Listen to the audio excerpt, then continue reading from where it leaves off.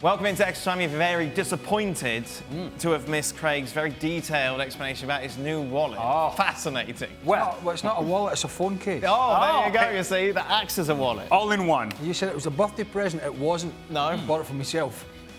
With your birthday money? No, I didn't get birthday money. Did you get a birthday present? I did. What did Heidi get you? Because My daughter. yeah. New Ah, yeah. Big time. All I need to do now is learn how to tell the child. Wow. Oh, it's time to go. Yeah, my daughter, yeah. Sid, what's more likely to happen? Atleti win, Real Madrid win, or Costa seeing red? Well, the weird thing is, of course, the guy who can't play in this game because he saw a red card because he got 2 yellows in less than a minute after totally losing his head was Alvaro Morata, not Costa. Yeah. The world is upside down. The most likely of those things... let's go for the Costa red because it's more fun. Costa red?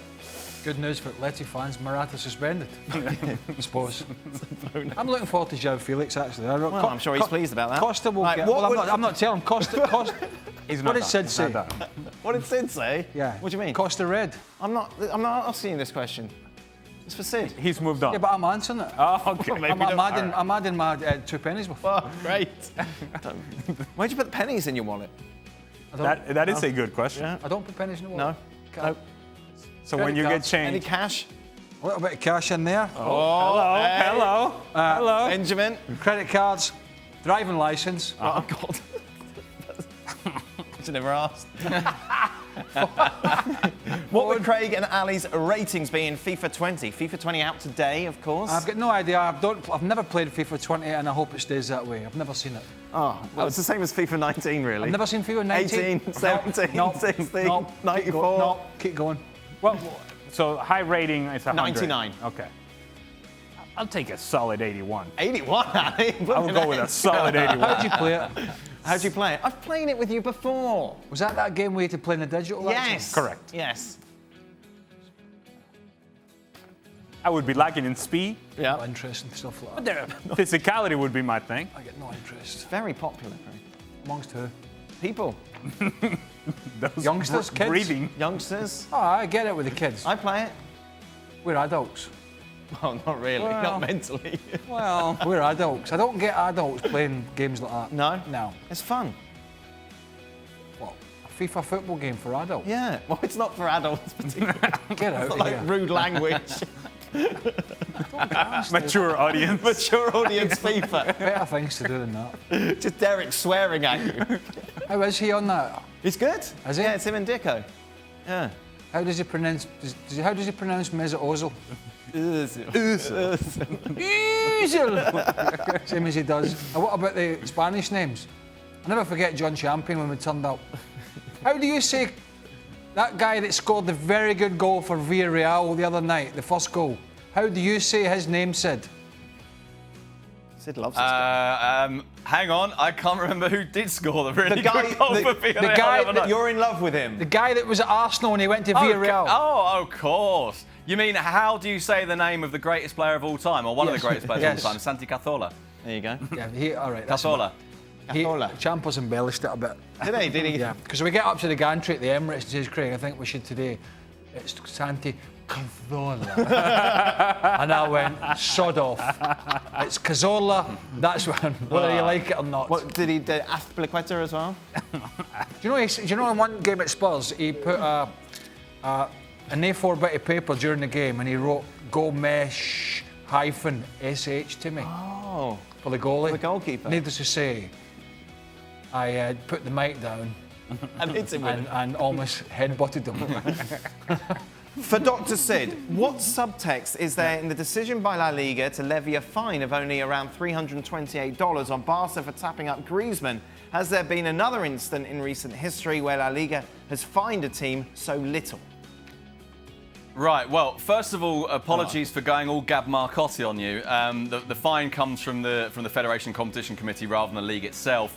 Essentially what's happened here is that they have fined Barcelona for not advising Atletico Madrid of their of their decision to pay the buyout clause, they haven't been able to find Barcelona directly guilty of having tapped up Antoine Griezmann. So in other words, this isn't a fine for tapping up, it's a fine for not doing the protocol right. And typically, according to the rules, that fine can go from anything from 0 to 600 euros. So even if it had been double this, even if it had been the very highest possible fine, it still wouldn't have been very much. And it was quite amusing. This morning, reading Marca, one of the big sports newspapers in Spain, they had a list of the things that you can do that you will get a bigger fine than Barcelona for. And one of them was weeing on the streets, which apparently costs 701 euros if you get caught weeing on the street. I don't know what the extra €1 is for. They do that a lot in Madrid. Do they? What? On the street? Yeah. Well, if they can't pay at Barcelona, they can always. Don't ask. I feel like the question must be asked. In your 5 years in Madrid, were you guilty? How many lampposts did you pedal on in Madrid? And was it in a night out with Sid There Lowe? wasn't really camera phones then, so we're all right. All right, lads, kegs down, nobody's watching. Family day. For family day. What am I talking Such about? a beautiful city as well. You should. You're rattled. Oh, talking about that. What? What's happened? Good job. You got excited. Good job. Well, good job. He never get caught when he was over there. Stevie. Oh, goodness. That'd have been a 10 grand fine.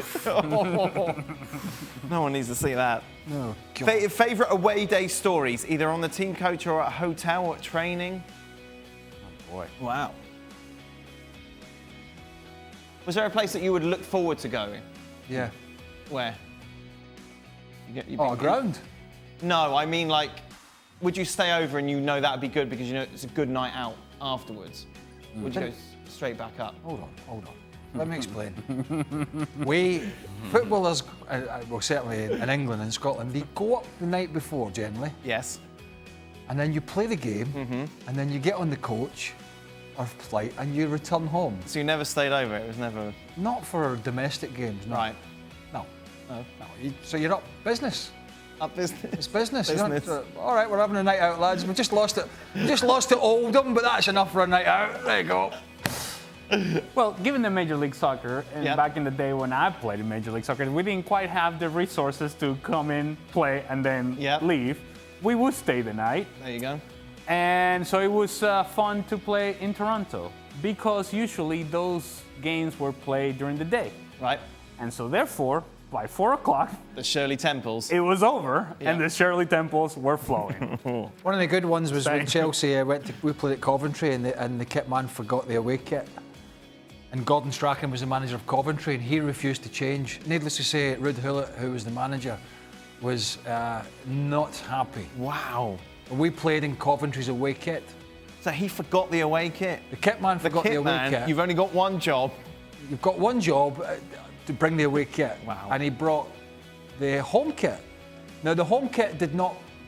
I don't think it matched Coventry's, but Gordon Strachan refused to change their kit, so we had to play.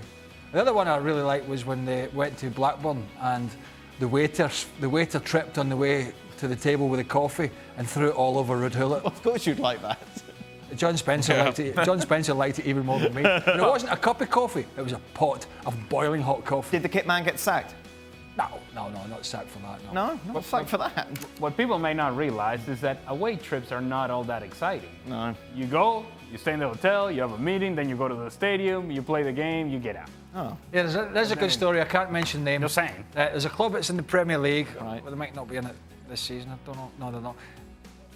Right. A colleague of ours told us this story. I'm not mentioning names. There was a Premier League club back in the day that a player of that club told his partner or wife that after every Saturday game, home and away, the team stayed in a hotel to debrief. So he didn't have to go up. No. Well then. If you can get away with that for a long period, you're a better man than me, because that is, as they say, dangerous. Wow, that is. I mean, you're going to come unstuck with that at some point.